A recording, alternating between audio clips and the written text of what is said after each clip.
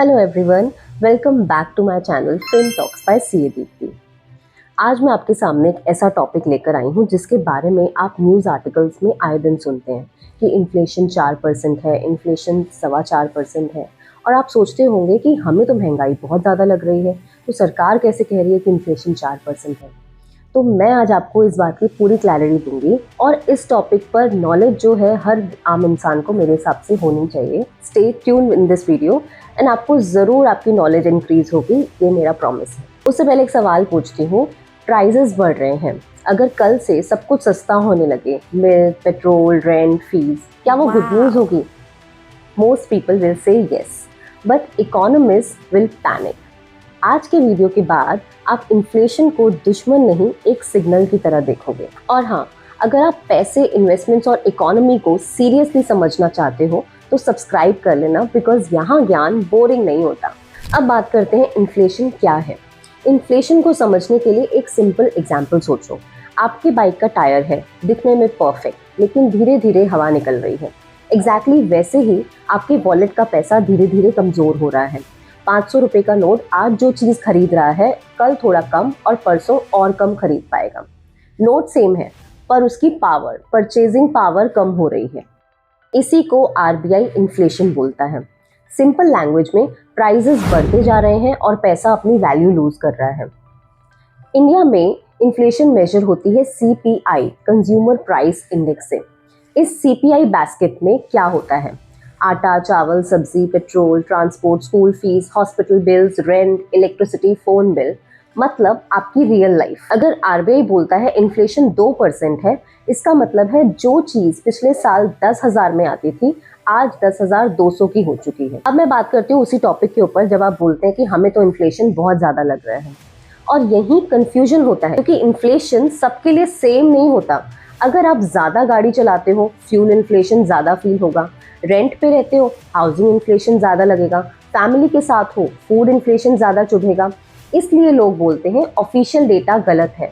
Data गलत नहीं है, आपका बास्केट अलग है। और यहाँ से inflation becomes a hidden tax, जो बिना नोटिस दिए आपकी सेविंग्स को खा जाता है। अब मैं इन्फ्लेशन का इम्पैक्ट बता रही हूँ, ध्यान से सुनना, क्योंकि बहुत इंपॉर्टेंट है, लोग बहुत इग्नोर करते हैं। हम इन्वेस्टमेंट्स में कंपाउंडिंग की बात करते हैं, राइट? पर इन्फ्लेशन भी कंपाउंड होती है, बट उल्टा।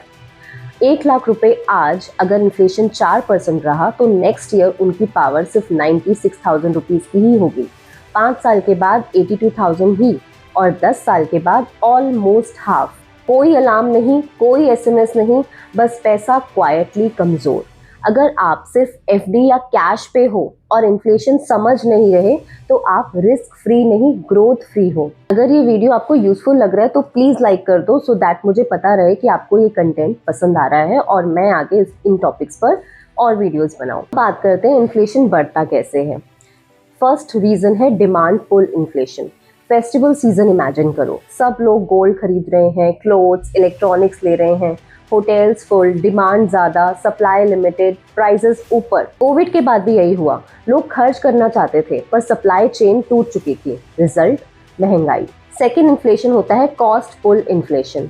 इंडिया 85% ऑयल इंपोर्ट करता है। ये आप आए दिन न्यूज़ में सुनते होंगे कि क्रूड महंगा हो गया, ट्रांसपोर्ट महंगा हो रहा है। तो आप सोचते हो कि क्रूड महंगा हो रहा है, इससे मेरी रोज़मर्रा की ज़िंदगी में क्या इफेक्ट पड़ रहा है, मैं तो क्रूड नहीं इंपोर्ट कर रहा।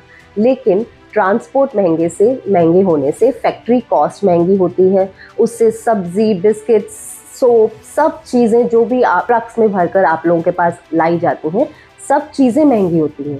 पेट्रोल महंगा सिर्फ पेट्रोल प्रॉब्लम नहीं होती, वो पूरे इकोनॉमी का फीवर हो जाता है। और थर्ड टाइप का इन्फ्लेशन है एग्रीकल्चर और मॉनसून ड्रिवन। मॉनसून अगर फेल हो गया, या तो बहुत कम आया या बहुत ज़्यादा हो गया, तो फूड इन्फ्लेशन एक्सप्लोड कर जाता है। और याद रखिए, इंडिया के सीपीआई का 46% फूड है।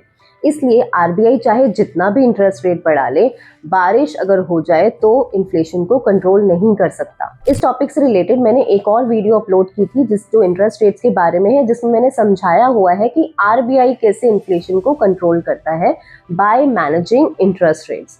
वो मैं डिस्क्रिप्शन में ऐड कर दूंगी, आप जरूर देखना, आपकी नॉलेज एनहांसमेंट के लिए बहुत जरूरी है। तो इन्फ्लेशन विलन नहीं है, अनकंट्रोल्ड इन्फ्लेशन विलन है।